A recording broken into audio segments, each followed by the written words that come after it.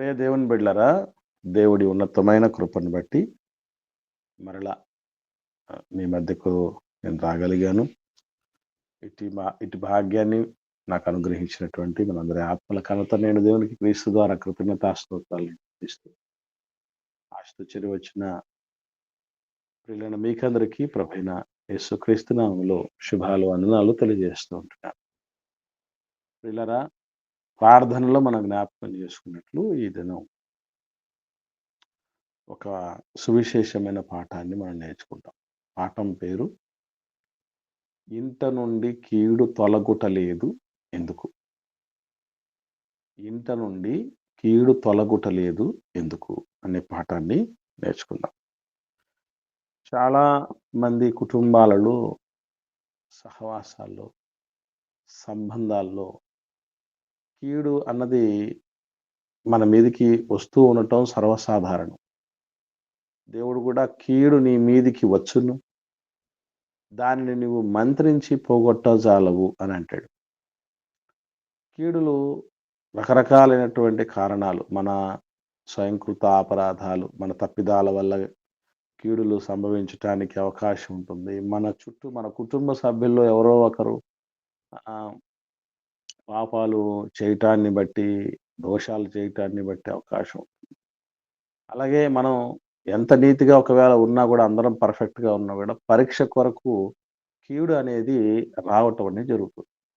ఏది ఏమైనా ఒక 99% సర్వసాధారణమైనటువంటి కారణం ఒకటి ఉంది.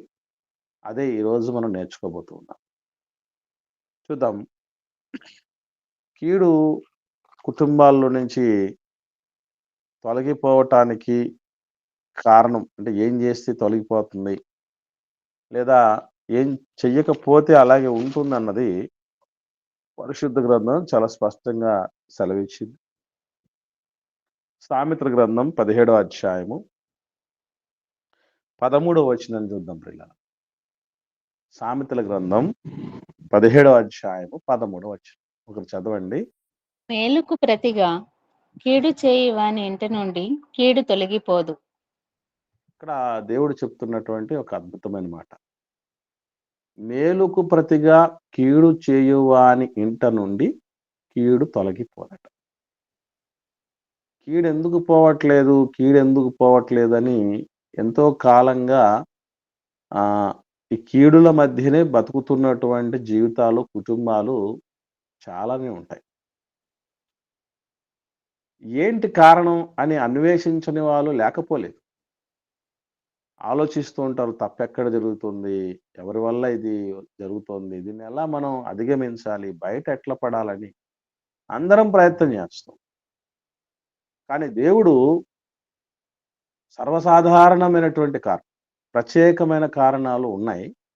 అది మనకి ఇప్పుడు అప్రస్తుతం. కానీ ఈ కారణాలు ఏమైనా ఉన్నాయేమో చూసుకోవాలి. ఇళ్లలో రకరకాలైనటువంటి కీడులకు అవకాశాలు ఉంటాయి. ఎట్లా ఉంటాయంటే అవి సంపాదించడం ఏమో సంపాదిస్తూ ఉంటాం, కానీ సంపాదించింది నిలబడని పరిస్థితులు. ఆలోచనలు పుట్టడే ఆలోచనలు ఉంటాయి. రకరకాలుగా ప్రాకులాడి ఇక్కడెంత మనం పోగేసుకుంటూ ఉంటాం, కానీ అది నిలబడని పరిస్థితి. కొంతమందికి అది నిలబడినా కూడా ఆరోగ్యం బాగోలేని పరిస్థితులు, సంబంధాలు చక్కగా లేనటువంటి పరిస్థితులు, వ్యసనాలు కలిగినటువంటి పిల్లలు, మోసపోతున్నటువంటి పరిస్థితులు, తద్వారా నష్టపోవటం, ఇలాంటి కీళ్ళు కూడా జరుగుతుంటాయి. వీటన్నిటికీ సర్వసాధారణమైనటువంటి కారణం గురించి దేవుడు చెప్తూ ఏమంటున్నాడంటే, మేలుకు ప్రతిగా కీడు చేయువాని ఇల్లు ఎవరిదైతే ఉంటుందో వాళ్ళ ఇంట కీడు తొలగిపోదు, తాండవిస్తుంది. ఇది దేవుడు మనల్ని భయపెట్టడానికి చెబుతున్న మాటలు కాదు. ఇది మనం గుర్తుపెట్టుకోవాలి. మనల్ని భయపెట్టడానికి చెప్తున్న మాటలు కాదు. ప్రాబ్లంకి సరైనటువంటి కారణాన్ని చెప్తున్నాడు, సరైన పరిష్కారాన్ని కూడా చెప్తాడు దేవుడు. కాబట్టి ఎక్కడ సమస్య అనేది ఒక చోట వచ్చినప్పుడు దీనికి ఎక్కడ ప్రారంభం, ఆరిజిన్ ఎక్కడ, దేన్ని బట్టి ఈ ప్రాబ్లం వచ్చింది, ఆ ప్రాబ్లం నుంచి మనం గట్టెక్కాలంటే ఏం చేయాలనేటువంటిది ఎవరైనా ఆలోచన చేస్తారు. ఉదాహరణకు ఉన్నపాటున ఇంట్లో పవర్ పోయింది. దానికి సో కాల్డ్ రీజన్స్ చాలా రకాలైన కారణాలుండొచ్చు. షార్ట్ సర్క్యూట్ అయ్యి పవర్ పోయుండొచ్చు. సాధారణ కారణాల వల్ల ఏదో రిపేరీ వర్కులు చేస్తూ ఎలక్ట్రిసిటీ డిపార్ట్‌మెంట్ వాళ్ళు తీసేసి ఉండొచ్చు. లేదా పవర్ అప్ అండ్ డౌన్ అవ్వడాన్ని బట్టి ఫ్యూజులు పోయిండి అవ్వచ్చు. ఇలా రకరకాలైనటువంటి కారణాలతో పవర్ పోయి ఉంటున్నటువంటి విషయం కరెక్ట్ సరైన కారణం కనుక్కొని మనం ప్రయత్నం చేయాలి.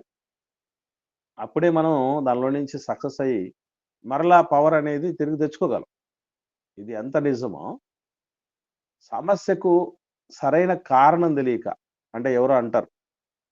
అంటే ప్రాబ్లమ్ ఎక్కడో తెలియకుండా మనం ట్రీట్మెంట్ చేస్తూ ఉంటే ఎట్లా ఉంటదంటే, తలకు నొప్పి కలిగితే మోకాళ్ళకు మనం తైలం రాసామనుకోండి. అంటే జండు బామో లేకపోతే అమృతాంజనమో, శాస్త్రి బామో రకరకాలున్నాయి గదా! తలకు నొప్పి పెడితే మోకాళ్ళకు రాసామనుకోండి. తగ్గుతదా తలనొప్పి? ఏవండీ? తగ్గుదునా? తగ్గదు. ఎందుకు తగ్గదంటే తలనొప్పి ఎక్కడుందో అక్కడ మనం రాయగలిగితేనే అవి ఆహ్, ఆ చర్మ కణాలు లోపలికి చొచ్చుకుపోయి పని చేయటం అనేది జరుగుతుంది. కాబట్టి మోకాలికి నొప్పొస్తే తలకు మందు రాయటం అనేది, లేకపోతే మోచేతికి మందు రాయటం అనేది సరైంది గాదు. బట్ ప్రాబ్లమ్ అనేది ఎక్కడుందో అనేటువంటిది మనం ఫైండ్ ఔట్ చేయగలిగితే ప్రాబ్లమ్స్ క్లియర్ అవుతాయి. సో, ఇక్కడ దేవుడు చెప్తున్నటువంటి మాటేంటంటే, మేలుకు ప్రతిగా కీడు చేయువాని ఇంట. ఏవండీ అసలు ఎవరు మేలు చేయాల్సింది? లోకానికి మేలు చేయాల్సిన వాళ్ళు ఎవరు? క్రైస్తవులునా? క్రైస్తవులు. లోకానికి మేలు చేయాల్సిన వాళ్ళు క్రైస్తవులని మనం ఎలా చెప్పగలం? క్రైస్తవులు లోకానికి మేలు చేయవలసినటువంటి వాళ్ళని మనం ఎలా నిశ్చయించుకోగలం అంటారు చెప్పండి ఒకసారి? క్రీస్తు చెప్పి ఉన్నాడు. ఓకే. ఏం చెప్పాడమ్మా? నిన్ను వలే నీ పొరుగు వానిని ప్రేమించు అని చెప్పాడు కదన్నా. ఓకే. సో, అది అల్టిమేట్ మాట. అది తిరుగులేనటువంటి మాట. మేలు చేయవటం అనేటటువంటి పని ఇతరులకు మేలు చేయటంలో నేను లోకమునకు ప్రపంచంలో మేలు చేయుటకు వచ్చినాను కానీ కీడు చేయుటకు రా. వెరీ గుడ్ అమ్మా. సో, నేను లోకానికి మేలు చేయటానికి వచ్చాను గానీ కీడు చేయటానికి రాలేదు. నేను తీర్పు తెచ్చడానికి రాలేదు. లోకానికి నేను ఉపయోగకరంగా ఉండటానికి వచ్చానని ప్రభు చెప్పాడు. ఆ ప్రభువుని మనం ధరించుకున్నాం గనక 100% మనం మేలే చేయగలగాలి. ఇంకో విషయం ఏంటంటే, అసలు ఎవరిని అసలు నిజంగా మనం మనలందరినీ మేలు చేయటానికి ఎవరిని పురికొల్పుతున్నారో ఒకసారి కీర్తనాకారుడు చెప్తున్నటువంటి ఒక మంచి మాట చూద్దాం. 37వ కీర్తన 3వ వచనం చూడండి. మీరు ఇప్పటిదాకా మాట్లాడింది సరైనటువంటి ఆన్సర్సే. దానికి మనకు మరొక బిబ్లికల్ సపోర్ట్ తీసుకుందాం. వాక్యానుసారమైనటువంటి సపోర్ట్ తీసుకుందాం. 37వ కీర్తన 3వ వచనం. యెహోవా యందు యెహోవా నమ్మకయించి మేలు చేయుము, దేశమందు నివసించి సత్యమును అనుసరించుము. చూడండి మేలు ఎవరు చేయాలంట అని చెప్తున్నారండి దేవుడు ఇక్కడ? ఎవరు చేయాలంట మేలు? దేవుని యందు నమ్మకయించి. దేవుని యందు నమ్మిక కలిగిన తండ్రిని నమ్మిన ప్రతి ఒక్కరూ కూడా మేలు చేయాలి. దేవుని నమ్ముకున్నాం అని చెప్పడం చాలా సులభం. వాళ్ళు దేవుని నమ్ముకున్నారండి, మతంలో చేరారండి అని అన్ని జనులు చెప్పటం కూడా సులభం. కానీ నమ్మిన వాడు ఎలా ఉండాలి? నమ్మిన వారు ఎలా ఉండాలి అని అంటే మేలు చేసేవారిగా ఉండాలి. మన వల్ల ఇతరులకు మేలవుతోందా? మన వల్ల మేలే జరుగుతోందా? మన ఇంట్లో కుటుంబ సభ్యులకు మన వల్ల మేలే జరుగుతుంది. అమ్మా మ్యూట్లో పెట్టుకోండి అమ్మా అరుణ.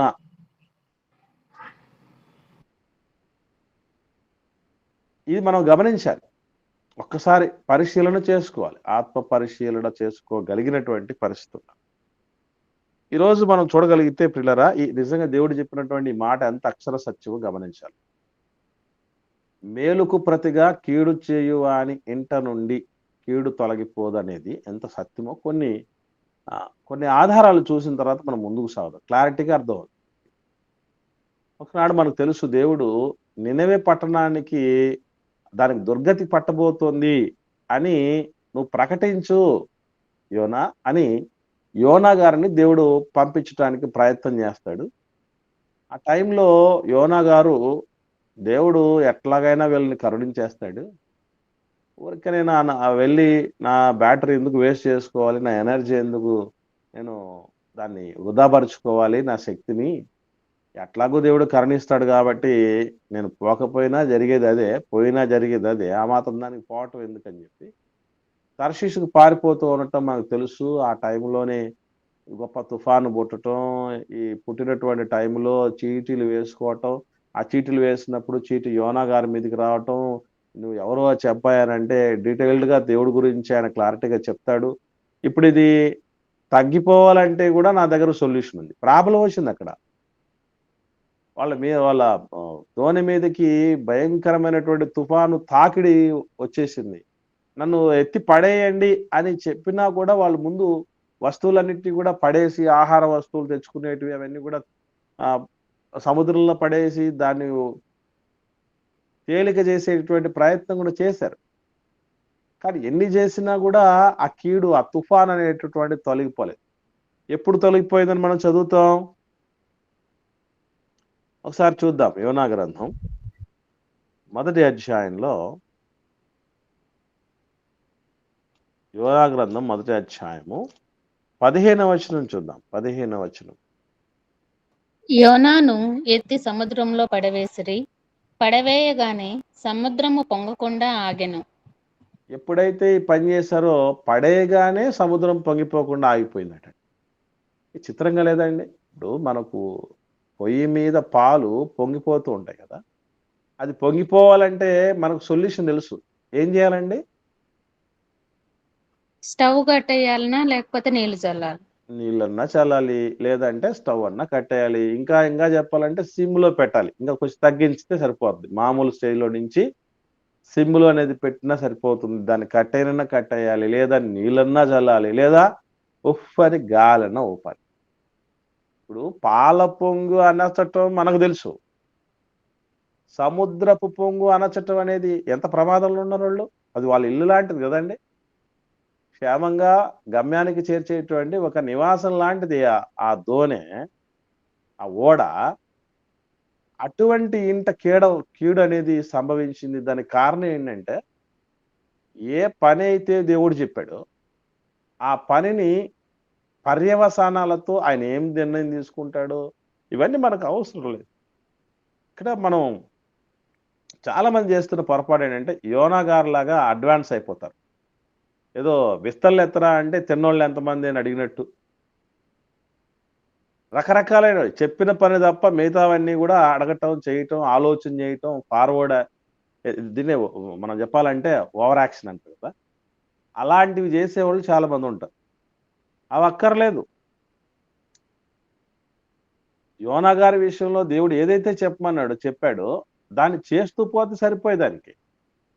కానీ నువ్వు ఇలాగా చేస్తావని నాకు ముందే తెలుసు, అందుకే కదా నేను పారిపోయింది అని అంటాడు. కొన్ని సందర్భాల్లో ప్రవక్తలు కూడా దేవుడి మనసును క్యాచ్ చేయలేరండి. ప్రవక్తల అంతటి వాళ్ళకే కుదరటం లేదు దేవుడి మనసును అంత సులభంగా ఆకలింపు చేసుకోవటం, అర్థం చేసుకోవటం. చాలా క్రిటికల్ అది. అప్పుడప్పుడు చెప్తూ ఉంటారు, సముద్రపు లోతు ఆడపిల్ల మనసు లోతు తెలుసుకోలేమట. విన్నారా ఈ సామెత? సముద్రపు లోతు ఆడపిల్ల మనసు లోతు తెలుసుకోలేట. మరి ఈ సముద్రం ఎంత లోతుగా చేసిన ఆయన, ఆడపిల్ల మనసును అంత గొప్పగా లోతుగా పెట్టినటువంటి ఆయన దేవుడు కదా. మరి ఆయన అంత సులభంగా అర్థం చేసుకోగలమా మనము? కానీ ఎప్పుడైతే ఈ పని చేశారో కీడు తొలగిపోయింది, తుఫాను ఆగిపోయింది, నిమ్మలమైపోయింది. అంటే ఇక్కడ మీరు గమనించాల్సింది ఏంటంటే, సమస్యను పూర్తిగా అక్కడ నుంచి తీసేయటం. ఇప్పుడు సమస్య ఎవరు? అక్కడ ఓడలో సమస్య ఎవరండి? యోనా యోనా గారు సమస్య. ఇప్పుడు ఆ సమస్యను తీసేశారు. తీసేయగానే ఏమైపోయింది? Problem clear. అందరూ సేఫ్ అయిపోయారు. అంటే మనం కూడా ఇటువంటి సందర్భాలను ఆలోచన చేసినప్పుడు ఏం అర్థం చేసుకోవాలంటే, మన ప్రాబ్లమ్ మనతోనే ఉంటది. అంటే కొన్ని పరిస్థితులు ఎట్లా ఉంటాయంటే, ఒక చిన్న ఎగ్జాంపుల్ చెప్తాను మీకు. ఒక బాగా లావుగా ఉంది ఒక సహోదరిమణి. మంచి గొప్ప స్థూలకాయంతో, ఒబెసిటీతో ఆమె బాధపడుతుంది. డాక్టర్ గారి దగ్గరికెళ్ళింది. వెళ్ళిన తర్వాత డాక్టర్ గారికి చెప్తుంది ఒక కండిషన్. ఏంటి డాక్టర్ గారి కండిషన్‌లు పెట్టడం గాదు. డాక్టర్ గారికి కండిషన్ పెడుతుంది. డాక్టర్ గారు నేను ఎలాగైనా తగ్గాలి. అయితే 2 విషయాలు మాత్రం మీరు చెప్పకండి. నేను చేయలేను. అవి తప్ప మీరు ఏమైనా చెప్పండి చేస్తానండి. ఏమిటి అనంటే కండిషన్ నంబర్ 1 తిండి కంట్రోల్ చేయమని చెప్పకండి. నేను చేయలేను. తిండిని కంట్రోల్ చేయమని చెప్పకండి. నేను చేయలేను. రెండోది ఎక్సర్‌సైజులు చేయమని చెప్పకండి. నేను చేయలేను. ఈ తిండి కంట్రోల్ చేసుకునేటటువంటి విషయము, ఎక్సర్‌సైజ్ విషయం ఈ 2 తప్ప మీరు ఏమైనా చెప్పండి. నేను చేస్తా. ఏవండీ ఇది ఏమన్నా పాజిబిలిటీ అవుతదా తగ్గడానికి? కాదు. అసలు ఒక మనిషి తగ్గాలంటే కంపల్సరీగా చేయాల్సింది ఏంటండి? Food control. ఇవి 2 చేయాలమ్మా. ఫుడ్ కంట్రోల్ చేసి ఎక్సర్‌సైజ్ చేయకపోయినా కాదు. ఎక్సర్‌సైజ్ చేస్తూ ఇష్టం వచ్చినట్టు తిన్నా కూడా కుదరదు. ఇక్కడ డైట్ కంట్రోల్ చేయాలి. ప్లస్ ఎక్సర్‌సైజ్ చేయాలి. ఇవి 2 లేకుండా ఒక మనిషి తగ్గటం అంటూ జరిగిందంటే, అది ఏదో ఒక భయానకమైన జబ్బొచ్చి ఇక మరణాంధకారంలోనికి, మరణపు ఛాయల్లోనికి, మరణపు అంచుల్లోనికి వెళ్ళిన సమయంలో తప్ప, అది మిగతా సమయాల్లో జరిగేది కాదు. మంచి కోసం జరిగేది కాదు. అంటే ప్రాబ్లమ్ ఎక్కడుంది? దానికి నేను తగినటువంటి రీతిగా సిద్ధపాటు కలిగి ఉన్నానా? ఉండగలనా? అని నిశ్చయం తీసుకొని దాన్ని పాటించగలిగితే ప్రాబ్లమ్ సాల్వ్. మనం అందరం కూడా ఏం చేస్తున్నామంటే, ప్రాబ్లమ్ అయితే పోవాలి. కానీ ఇప్పుడు సిస్టర్ ఎట్టయితే చెప్పిందో, నేను ఈ తిండి తినటం మానలేను, ఎక్సర్‌సైజ్ అసలు చేయలేను.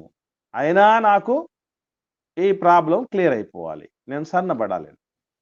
మనం కూడా దేవుడి సన్నిధిలో ఎప్పుడు ఏం చేస్తూ ఉంటామంటే, దేవా మా ఇంట్లో ఈ కీడు, నాయనా మా ఇంట్లో ఈ బాధ ఉంది, ఈ వేదన ఉంది, ఈ ప్రతికూలతలు ఉంది, ఈ ఇరుకు ఉంది, ఈ ఇబ్బంది ఉంది, ఈ శోధన ఉంది, ఈ పరీక్ష ఉంది. సో దీని కొరకు బయట పడేయి నాయనా అని మనం చాలా మంది ఉపవాస ప్రార్థనలు చేస్తూ ఉండొచ్చు.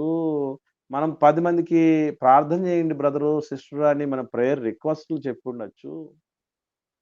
అన్నీ చేస్తుండొచ్చు. కానీ చెయ్యాల్సినటువంటిది అసలుది మానిపోయి ఉంటాం. మర్చిపోయి ఉంటాం. అది తప్ప మిగతాటివన్నీ చేస్తూ ఉంటాం. దానివల్ల ఏం ప్రయోజనం? కనుక ప్రాబ్లమ్‌కి సంబంధించినటువంటి సొల్యూషన్ మనకు తెలియాలి. అదే కీడు చేసే తత్వం మన ఒంట్లో, మన ఆలోచనలో, మన మనస్తత్వాల్లో ఉంటే ఎదుటివారికి, కీడు మన నుంచి ఎక్కడ పోద్ది? ఇప్పుడు మనుషుడు ఏం విత్తాడో అదే కోస్తాడట. కదా!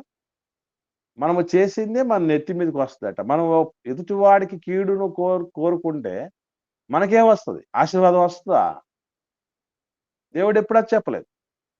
కనుక కొన్ని సందర్భాలు మరింతగా జాగ్రత్తగా చూద్దాం.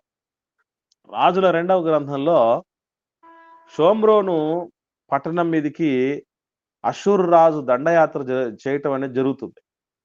అలాంటి టైంలో ఒక ప్రత్యేకమైనటువంటి సందర్భం జరుగుతుంది. అది రాజుల 2వ గ్రంథము 17వ అధ్యాయంలో ఇశ్రాయేలు ప్రజలు ఇక ప్రారంభం నుంచి ఏంటి పరిస్థితి?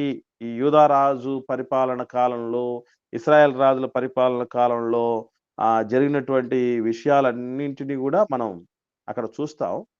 ప్రాముఖ్యంగా 5వ వచనం నుండి చూస్తే, అష్షూరు రాజు దేశమంతటి మీదికి షోమ్రోను మీదికి వచ్చి 3 సంవత్సరములు షోమ్రోనును ముట్టడి వేశాడు అని మనకు అక్కడి నుంచి ఆయన దండయాత్రలు యెరూషలేము మీద, షోమ్రోను మీద జరిగినట్టుగా మనం చూడగలం.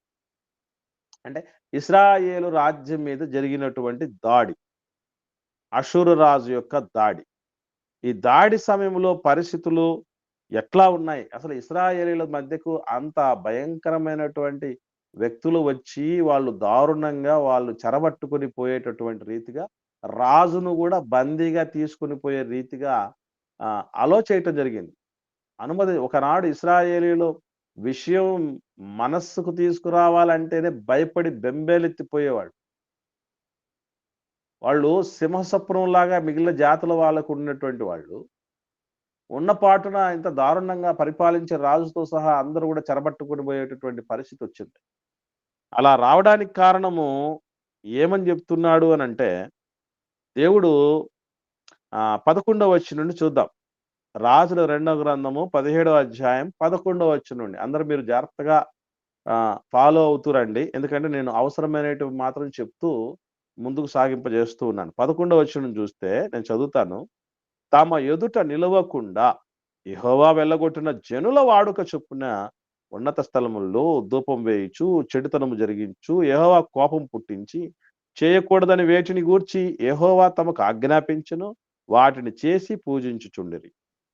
అయినను మీ దుర్మార్గములను విడిచిపెట్టి నేను మీ పితరులకు ఆజ్ఞాపించినట్టు నా సేవకులకు ప్రవక్తల ద్వారా మీకు అప్పగించినట్టు ధర్మశాస్త్రమును బట్టి నా ఆజ్ఞలను కట్టడను ఆచరించుడని సెలవిచ్చి ప్రవక్తలందరి ద్వారాను దీర్ఘదర్శుల ద్వారాను యెహోవా ఇశ్రాయేలు వారికిని యూదా వారికిని సాక్ష్యము పలికించినను వారు విననివారై తమ దేవుడైన యెహోవా దృష్టికి విశ్వాసఘాతకులైన తమ పితరులు ముష్కరులైనట్లు తామును ముష్కరులైరి.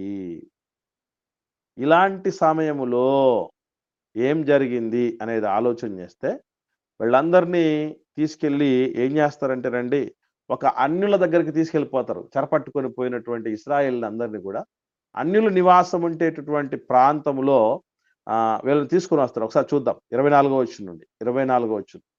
అష్షూరు రాజు బబులోను కూత అవ్వ హమాతు సపర్వయిము అను దేశములలో నుండి జనులను రప్పించి ఇశ్రాయేలు వారికి మారుగా షోమ్రోను పట్టణముల్లో ఉంచెను గనుక వారు షోమ్రోను దేశమును స్వతంత్రించుకొని దాని పట్టణముల్లో కాపురం చేసిరి. షోమ్రోను ఖాళీ చేయించేశాడు ఇశ్రాయేల్ లేకుండా.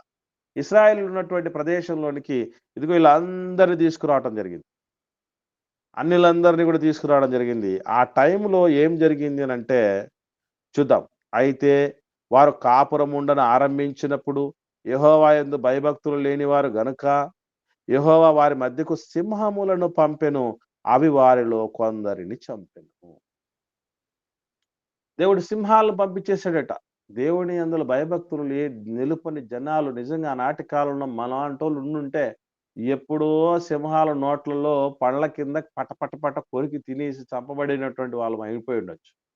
ఎందుకంటే మనకు కూడా ఏముంది ఏమి లేదు. దేవుడి అందులో భయభక్తులు మనకు అరకొరగానే ఉన్నాయి తప్ప అసంపూర్ణంగానే ఉన్నాయి తప్ప మరి పూర్ణంగా ఉన్నటువంటి పరిస్థితులు కాదు కదా మనకు ఉన్న కూడా. సో అక్కడికి సింహాలకు పంపించేశాడు దేవుడు.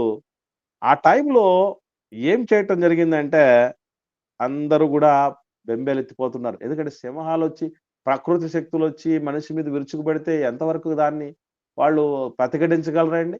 చాలా కష్టం. అందుకే ఏం జరిగింది ఒకసారి చూడగలిగితే 26వ వచనం. తమరు పట్టుకొనిన షోమ్రోను పట్టణముల్లో తాముంచిన జనులకు ఆ దేశపు దేవుని మర్యాద తెలియకున్నది గనుక ఆయన సింహములను పంపించెను. ఇశ్రాయేలు దేవుని మర్యాద వారికి తెలియనందున సింహములు వారిని చంపుచున్నవని వారు అష్షూరు రాజుతో మనవి చేయగా చెప్పేశారు విషయం. ఎందుకు చంపుతున్నాయి సింహాలు వచ్చానంటే అయ్యా ఇశ్రాయేలు రాజు ఇశ్రాయేలు దేవుడు ఉన్నాడు ఒక ఆయనకు మర్యాద ఉంది. మర్యాద గలవాడు మన దేవుడు. మర్యాద నేర్పుతున్నటువంటి వ్యక్తి మానవులకు అందరికీ దేవుడు అని మర్చిపోకూడదు. ఆయన మర్యాద లేనటువంటి జనులు దేవుని ప్రజలు ఉన్నటువంటి కాపురం ఉన్న చోటుకు వచ్చి ఇష్టం వచ్చినట్టు బతుకుతూ ఉంటే దేవుడు సహించలేక దేవుడు రప్పించేశాడు. ఇక్కడ ఇంటికి మాత్రమే కాదు ఊరికి రప్పించేశాడు.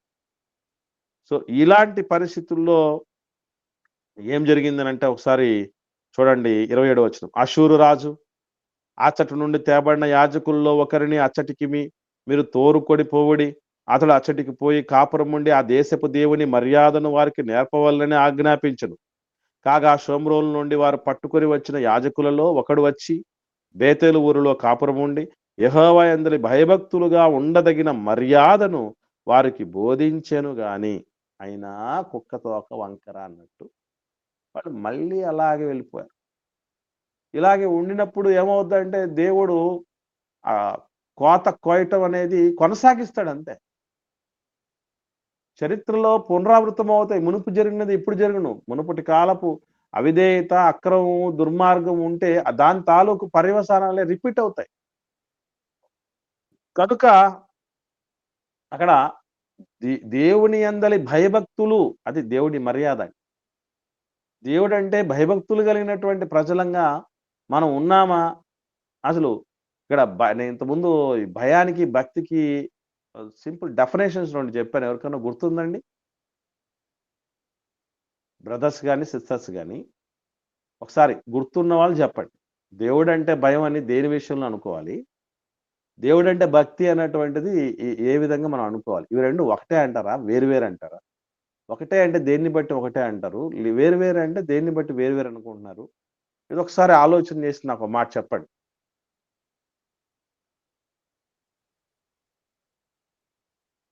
ఎవరికి గుర్తులేదా? పాపం చేయడానికి మనకు అవకాశం ఉన్నప్పుడు దేవుడు నన్ను శిక్షిస్తాడు అన్నది ఆలోచన ఉంటే గిన భయం అన్నా.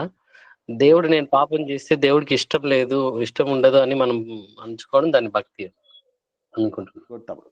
ఇంకొంచెం మనం ఆలోచన చేస్తే ఇంకా సింపుల్‌గా చెప్పాలంటే, దేవుడు నేను పాపం చేస్తే నన్ను శిక్షించి నరకానికి పంపిస్తాడు. అక్కడికి వెళ్ళటం చాలా ప్రమాదకరం. దేవుడు నీతి న్యాయాల విషయంలో ఎక్కడ కాంప్రమైజ్ గాడు అనేది భయం. నా దేవుడి దగ్గరికి నేను వెళ్ళాలి. నా తండ్రి నా కోసం ఎదురు చూస్తున్నాడు. నా కోసం నివాసాలు ఏర్పాటు చేసుకున్నాడు. అనేటటువంటి ఆలోచనతో బతకటం భక్తి. ఇవి 2 పరస్పర విరుద్ధమైన వాస్తవంగా చెప్పాలంటే. మనిషికి భయం ఉండాలా, భక్తి ఉండాలంటే 2 ఉండాలి. నరకానికి వెళ్ళకూడదురా అన్న భయం ఉండాలి. పరలోకాన్ని ఎలాగైనా చేరుకోవాలిరా అన్నటువంటి భక్తి ఉండాలి. ఇవి 2 లేని పక్షాన మనిషి ఇంట కీడు, మనిషి ఉన్న సమాజం నుండి కీడు, మనిషి ఒంటిలో కీడు ఏది పోదండి. అందుకే ఈరోజు మనం ప్రపంచవ్యాప్తంగా అన్ని రకాలైనటువంటి జాగ్రత్తలు మానవులంగా తీసుకుంటూ ఉన్న ఎన్ని ప్రమాదాన్ని మొన్న మీరు గమనించండి. హాలీవుడ్ లాస్ ఏంజల్స్ కదా! లాస్ ఏంజల్స్ పట్టణంలో అసలు అక్కడ ఇప్పటికీ ఏం ఆలోచన చేస్తారంటే అడ్వాన్స్డ్ టెక్నాలజీని ఉపయోగించేటటువంటి ప్రదేశాలండి అవి. ప్రపంచంలోనే పేరెన్నికగలిగినటువంటి టెక్నాలజీ ఉన్నటువంటిది కేవలం అమెరికా దేశం. అటువంటి దేశంలో ఒక లాస్ ఏంజల్ పట్టణం అంతా అగ్నిపటలమైపోతున్న పరిస్థితులు ఎందుకొచ్చాయనుకుంటున్నారు? ఏదో మేలు చేయాల్సిన ప్రజలు దానికి ప్రతిగా కీడు చేస్తున్నారు. అందుకే ఈ మధ్య కాలంలో ఫస్ట్ వేవ్, సెకండ్ వేవ్‌ను దేవుడు అలో చేయటానికి కారణం ఏంటంటే ఇదేనండి. ఎన్ని ప్రయత్నాలు చేసినా కూడా దేవుడు అనుకున్నంత వరకు అది విలయతాండవం చేసి వదిలిపెట్టెళ్ళిపోయింది. కారణం ఏంటంటే మేలుకు ప్రతిగా కీడు చేసేటటువంటి వాళ్ళ ఇంట నుండి కీడు తొలగిపోతుంది. అలాగని ఏమైనా అందరం బాగున్నాం కాబట్టే రిలాక్సేషన్ ఇచ్చాడని మీరు అనుకుంటున్నారేమో. అది కూడా కాదు. ఎందుకో దేవుడు దీర్ఘశాంతం వహించి బ్రతుక్కుపోండ్రా ఇంకొక అవకాశం ఇస్తున్నానని అనుకున్నాడు కాబట్టి దేవుడు బతికేస్తున్నాం మనమంతా. ఈ ఏడాది అప్పుడప్పుడు చూస్తూ ఉంటా చూసారా? రేయ్! వాడు అడ్డొచ్చాడు కాబట్టి వాడిని చూసి నిన్ను వదిలేస్తున్నాను. లేకపోయింటే మా వాడు గనుక అడ్డుపడకపోయి నువ్వు అయిపోయేవాడివి అని చెప్తారే. దేవుడు ఎప్పుడు క్రీస్తు ఎప్పుడు విజ్ఞాపన చేస్తున్నాడంట తండ్రి దగ్గర. ఈసారి చూద్దాం నాయన, ఈసారి చూద్దాం. 2025 చూద్దాం.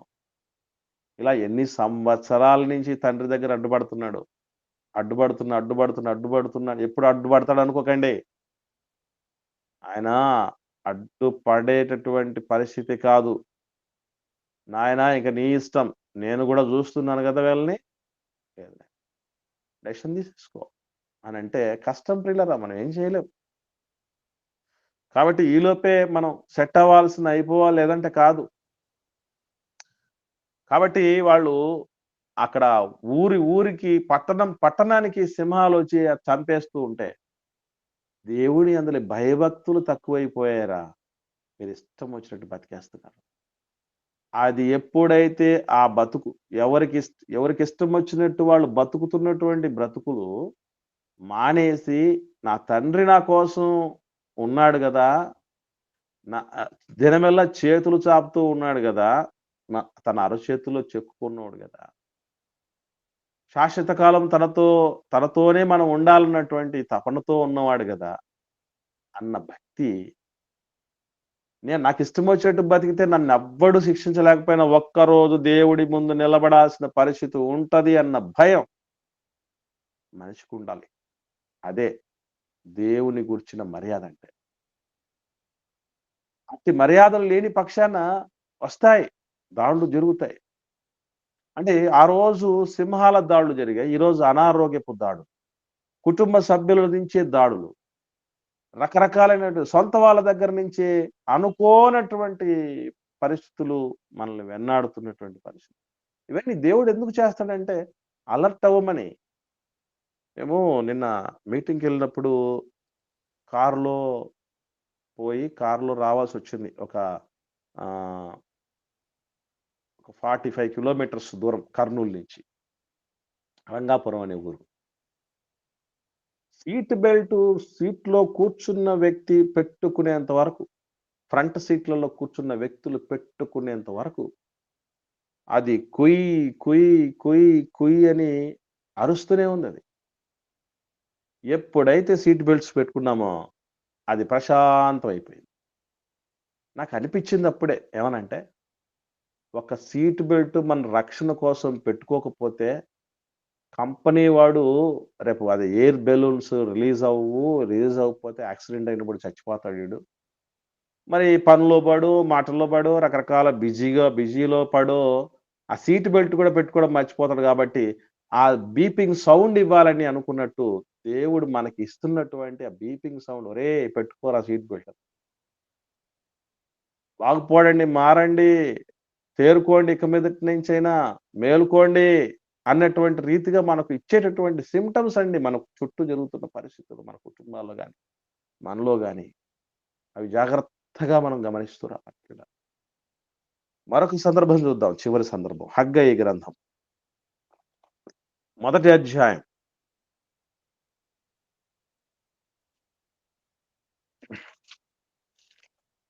హగ్గయి గ్రంథం 1వ అధ్యాయం 2వ వచనం చూడండి. హగ్గయి గ్రంథం 1వ అధ్యాయము లాస్ట్ 3 పుస్తకాలలో ఉంటుంది చూడండి. 1వ అధ్యాయము 2వ వచనం నుండి చూద్దాం. 2వ వచనం నుండి తీసారండి. సమయం ఇంకా రాలేదు, యెహోవా మందిరమును కట్టించుటకు సమయం ఇంకా రాలేదని ఈ జనులు చెప్పుచున్నారే.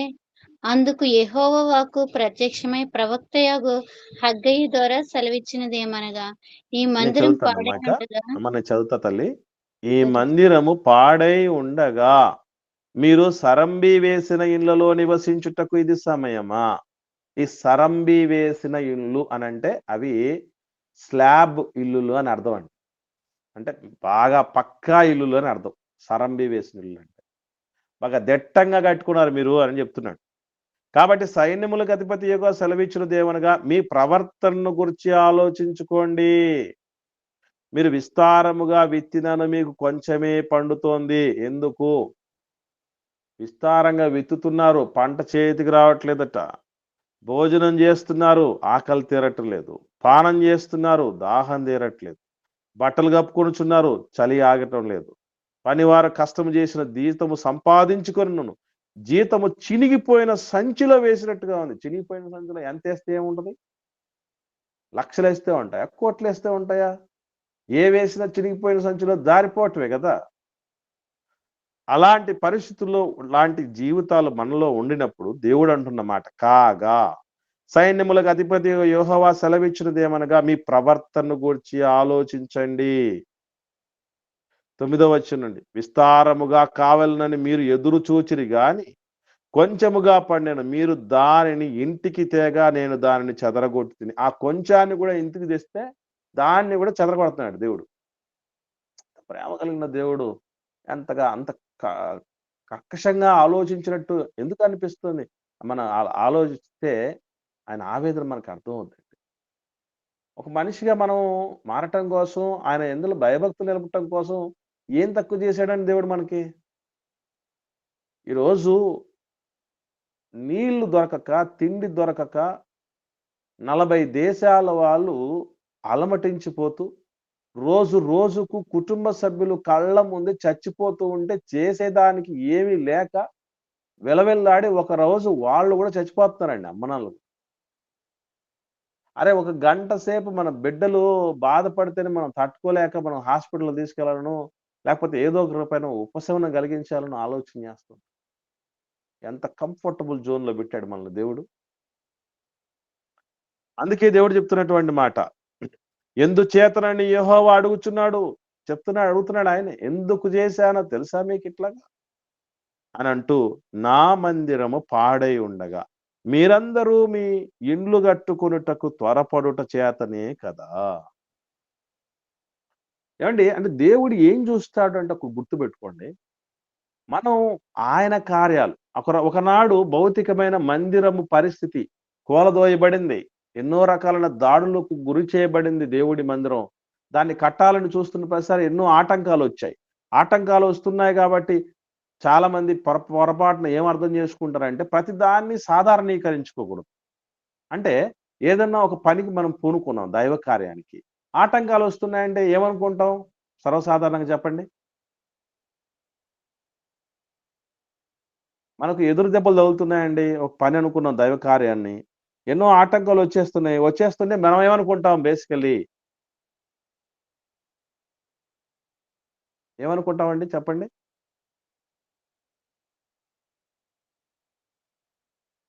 ఎవరు మాట్లాడట్లేదు. మనం ఏదైనా తప్పు చేసామేమో అని అనుకుంటాము. అందువల్ల దేవుడు ఎస్, మనం ఏదో తప్పు చేశామేమో అనుకోవటం చాలా రేర్ కేస్ అమ్మా. అసలు దానికంటే ముఖ్యంగా ఏమనుకుంటామంటే ఇది దేవుడి చిత్తం కాదేమో అనుకుంటాం.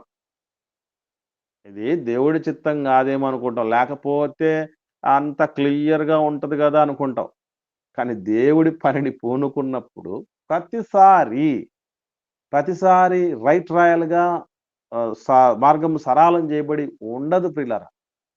ఆ ఉన్నటువంటి దావ కూడా ఎత్తు పల్లాలతో ఉంటే మనమే సరిచేసుకుంటూ బాటేసుకొని పోయే పరిస్థితులు కూడా వస్తాయి. అంతేగాని ఆటంకం వచ్చిందని ఇది దేవుడి చిత్తంలో లేదనుకుని వదిలేసుకోకూడదు. వాళ్ళు అది చేసింది. ఆ టోబియా, సన్బల్లటు లాంటోళ్ళు ఈ దేవుడు పిల్లలు చేస్తున్నటువంటి ఈ ప్రయత్నాలన్నీ కూడా మందిరం తిరిగి కట్టడానికి ప్రయత్నం చేస్తూ ఉంటే ప్రతిదాన్ని ఫెయిల్యూర్ చేస్తూ ఉంటే ఇది దేవుడి చిత్తంలో లేదేమో, ఇక మన పనిలో మనం ముందుకు పోదాం పద అనుకుంటాం.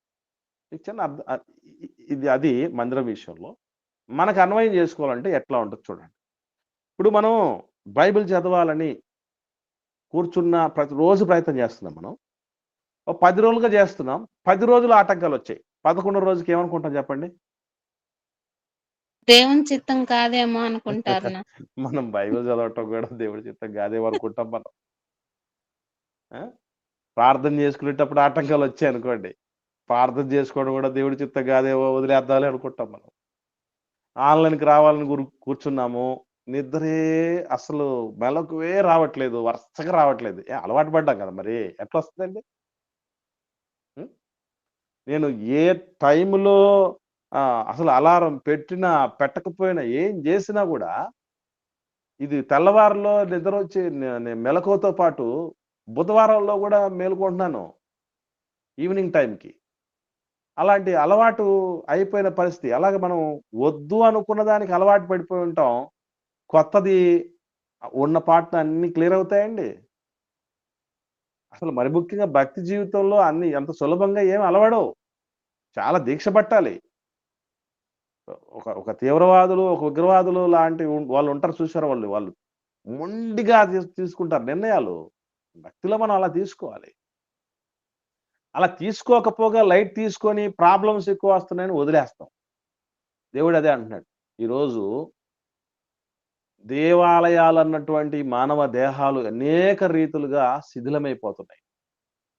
కొందరు వ్యసనాలకు బానిసలైపోయి, కొందరు నామకార్థ భక్తిలోనే కుంగిపోయి, ఏదైతే వాళ్ళు ఎంచుకున్నారో ఆ దారే సరైనదని అనుకొని వెల్లబుస్తున్నారు జీవితాల్ని. అట్లాంటి వాళ్ళ జీవితాలను కట్టే పని ఎవరిది? మనదే కదా! అది మానేసి ఈరోజు మనమందరం చేస్తున్న పనేంటి? ఏ పనులలో మనం ఉండిపోయాం. వాళ్ళ ఇల్లులు కట్టుకొని శుభ్రంగా చక్కగా ఉన్నారట.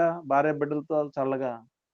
మనం గూడా ఎవరి పొడగిట్టకుండా, ఎవరి గురించి పెద్దగా ఆలోచన చేయకుండా లోకం ఏమైతే మనం బాగున్నాం గదా ఇప్పుడు అనే ఆలోచనతో ఉంటే మాత్రం మన ఇంట కీడు తొలగిపోదు. ఆ రోజు దేవుని ప్రజలకు సంబంధించి అనేక రీతులుగా వచ్చినటువంటి సమస్యలకు కారణం ఒకటే. వారు ఎక్కడైతే దేవుడి ప్రసన్నత ఉంటుందో, ఆ ప్రసన్నత కలిగినటువంటి చోటు విషయంలోనే అన్ని లక్షల మంది ఉన్నా, దేవుడు ఎన్నో సందర్భాల్లో వాళ్ళని అనేకమైన సంకటాల నుంచి గట్టెక్కించిన, గద్దరెక్కల మీద నుంచి కాపాడుకుంటూ వస్తున్నానన్నటువంటి రీతిలో ఆయన కాపాడుకున్నా కూడా దేవుడి విలువ అర్థం కాదు వాళ్ళకి. ఈరోజు దేవుడి సన్నిధి ఈరోజు నేనెప్పుడు సంఘాల్లో చెప్తూ ఉంటాను. అయ్యా, అక్టోబర్ నుంచి చెప్తున్నాను. రండి, రండి, దేవుడి సన్నిధికి రండి. మీరు ఆత్మకు ఆహారం ఇది. 2 పూటల పుష్కలంగా అందించబడుతుంది. నిర్విఘ్నంగా అందించబడుతుంది. నిరంతరం ఆత్మీయ ఆహార వితరణ జరుగుతోంది. ఉపయోగించుకోండి. రండి, రండి, రండి అని ఎన్నిసార్లు వాళ్ళని పిలిచిన పరిస్థితుల్లో ఉన్నా చాలా మంది స్పందించని స్థితిలో ఉన్నారు. మీరు ప్రయత్నం చేసుకున్నచ్చు, వాళ్ళు స్పందించరు. అట్లాంటి స్పందనలే కనీసం లేనటువంటి వాళ్ళ ఇల్లు ఎట్లా ఉంటది? మీ ఇల్లు మీకు విడువబడింది అంటాడు. అట్లా వదిలేస్తే దేవుడు కీడు పోదు పిల్లలు. కీడు మనల్ని తీసుకెళ్ళిపోతుంది. మన జీవితాన్ని అంతం చేసేస్తుంది.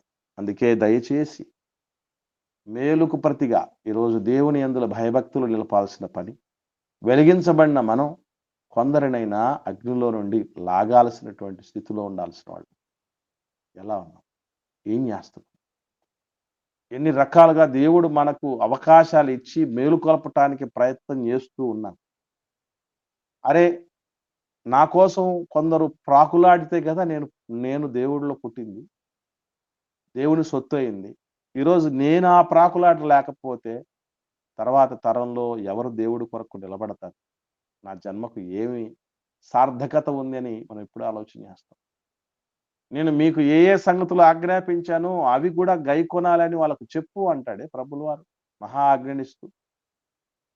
కాబట్టి ఈరోజు మనం ఏదైతే చేయాలో, ప్రధానమైనటువంటి పని ఏదైతే చేయాలో, మనల్ని మన కుటుంబాలను రక్షించుకుంటూ సమాజాన్ని దేవునిలో కాపాడుట కొరకు మన వంతు ప్రయత్నం గట్టిగా చెయ్యనటువంటి పరిస్థితి అదే మేలంటే. మర్చిపోకండి. మేలు చేయటం అని అంటే గుర్తుపెట్టుకోండి. ఒక మంచి మాట చూద్దామండి. అసలు మేలు చేయటం అంటే ఎట్లా ఉంటుందో అనేది మంచి మాట చూసిన తర్వాత మనం క్లోజ్ చేసుకుందాం. అపోస్తలుల కార్యములు 10వ అధ్యాయంలో ఒక అద్భుతమైనటువంటి మాట చెప్పడం అనేది జరుగుతుంది. అది అపోస్తలులైనటువంటి పేతురు గారు. అది చూద్దామండి మనం. 38వ వచనం. అపోస్తలుల కార్యములు 10వ అధ్యాయము 38వ వచనం చదవండి అమ్మా. అదేదనగా దేవుడు నజరేయుడైన యేసును పరిశుద్ధాత్మతోనూ శక్తితోనూ అభిషేకించినను నన్నదియే. దేవుడు ఆయనకు తోడైయుండెను గనుక ఆయన మేలు చేయుచు అపవాది చేత పీడింపబడిన వారినందరినీ స్వస్థపరచుచు సంచరించుచుండెను. ఇక్కడ మీరు గమనించండి, యేసు ప్రభుల వారు ఏం చేశారటండి? మేలు చేశారట. మన టాపిక్ అదే కదా, అది మైండ్ లో పెట్టుకోండి. ఇప్పుడు ఇదే విషయము మత్తయి సువార్త 4వ అధ్యాయంలో 23వ వచనంలో ఉన్నది. దాన్ని దగ్గర పెట్టుకొని చూసినప్పుడు మేలు అంటే యేసు ప్రభు చేసిన మేలు ఏంటో మనకు అర్థం అవుతుంది. మన ప్రభు చేసిన మేలు ఏంటో మనకు అర్థమవుతే మనం కూడా చేయాల్సిన మేలు ఏంటో కూడా మనకు తెలుస్తుంది. చదువుదాం. మత్తయి సువార్త 4వ అధ్యాయము 23వ వచనం. యేసు వారి సమాజ మందిరములలో బోధించుచు దేవుని రాజ్యం గూర్చియు సువార్తను గూర్చి ప్రకటించుచు ప్రజలలోని ప్రతి వ్యాధిని రోగమును స్వస్థపరచుచు గలిలయ అంతటా సంచరించెను. ఇవి రెండింటిని కూడా దగ్గర పెట్టుకొని చూస్తే యేసుప్రభు చేసిన మేలు ఏమని అనిపిస్తుంది చెప్పండి? వారికి ఉన్న వ్యాధులను బాధలను అన్నిటిని తొలగిస్తూ స్వస్థపరుస్తా ఉన్నాడు. ఇక్కడ మనం గమనించాల్సిన విషయం ఒకటేనండి, రెండింటిలోనూ కామన్ గా ఏమున్నాయి? ఇది మనం పక్కన పెడితే మేలు అనేటటువంటిది అపోస్తలుల కార్యంలో ఉంది. మత్తయి సువార్తలో మేలు అన్నది మెన్షన్ చేయలేదు. అయినను వీటన్నింటిని దగ్గర పెట్టుకుంటే ఈజీగా మేలు అంటే ఏంటో మనకు అర్థమవుతుంది. దగ్గర పెట్టుకొని చూసి ఆలోచన చేసి చెప్పండి. రెండింటిలో కామన్ గా ఏమని చెప్పండి? స్వస్థత అనేది ఉంది. అదమ్మా, కామన్ గా ఉన్నది స్వస్థపరచటము కదా. మరి మేలు అంటే ఏంటి ఇప్పుడు చెప్పండి? స్వస్థపరచడం కూడా మేలే కదా. ఇక్కడ కరెక్ట్ గా ఈ వచనం దగ్గర మనం ఆలోచన చేయాలమ్మా. అది కూడా మేలే అనడానికి, మేలు అనడానికి ఇక్కడ మనం గమనించగలిగితే మేలు చేయుచు స్వస్థపరిచాడు అని ఎక్కడుంది? అపోస్తలుల కార్యంలో ఉంది. ఇక్కడ ఏం చెప్తున్నాడు? స్వస్థపరిచాడని చెప్పడంతో పాటు ఏం చెప్తున్నాడు ఇక్కడ? సమాజ మందిరంలో బోధించటము, దేవుడి రాజ్యాన్ని గురించి సువార్త ప్రకటించటము అనేది చేస్తున్నాడట. అంటే మేలేంటి? బోధించడము, సువార్త ప్రకటన మేలు లోకానికి. నేను ఇతర పట్టణముల్లోనూ సువార్త ప్రకటించాలి. ఎందుకు? పట్టణాలకు మేలు జరగాలి. నేను ఇతర గ్రామముల్లోనూ సువార్త ప్రకటించాలి. ఎందుకు? గ్రామాలకు మేలు జరగాలి. సువార్తలో ఏముంది అంటే దేవుని శక్తి ఉంది, మానవునికి రక్షణ ఉంది, సువార్తలో పాప విమోచన ఉంది, సువార్తలో కొత్త జీవితం ఉంది. సువార్తలోనే అన్నీ ఉన్నది గనక సువార్తను ప్రకటించటానికి అనేకులను ప్రత్యేకంగా దేవుడు లేవనెత్తుకున్నాడు. కాబట్టి లోకానికి మనం చేయాల్సిన మేలు సువార్త ప్రకటన. సువార్త ప్రకటనలతో పాపి రక్షణ జరుగుతుంది. కనుక ఈరోజు ఈ ప్రకటనలో మనం ఎంతమంది పాలి భాగస్సులయ్యామో మళ్ళీ చెప్తున్నాను, సువార్త అంటే చాలా మందికి తెలియదు. దాని విషయంలో కూడా మనం స్పృహ కలిగి జీవించాల్సిన అక్కరుంది. ఆఖరికి ఒకటే విషయం, దేవుడు సంతోషపడే కార్యాలు మనం చేస్తూ ఉండటమే. మనకు మనం మేలు చేసుకోవటం, లోకానికి మేలు చేసుకోవటం. దేవుడు ఎప్పుడు సంతోషపడతాడంటే నశించిపోవచ్చున్న ఒక ఆత్మ రక్షణలోనికి వచ్చినప్పుడు, ఆ రక్షణ కార్యానికి మన వంతు పాత్రను పోషించినప్పుడు. కనుక ఈ పనులలో మనం ఉంటే మన ఇంట కీడును తొలగించే పనులు దేవుడు ఉంటాడు. అదే ఆయన రాజ్యమును, ఆయన నీతిని మీరు మొదట వెతకండి, మనకు కావాల్సినటువంటి దేవుడు ఇస్తాడు, కీడును తొలగిస్తాడు. ఇదండి పాఠం. ఎవరికైనా ఏమైనా సందేహాలు ఉంటే దయచేసి అడగండి. లేని పక్షాన ఒకరు ప్రార్థన చేయండి, మనం క్లోజ్ చేసుకుంటాం.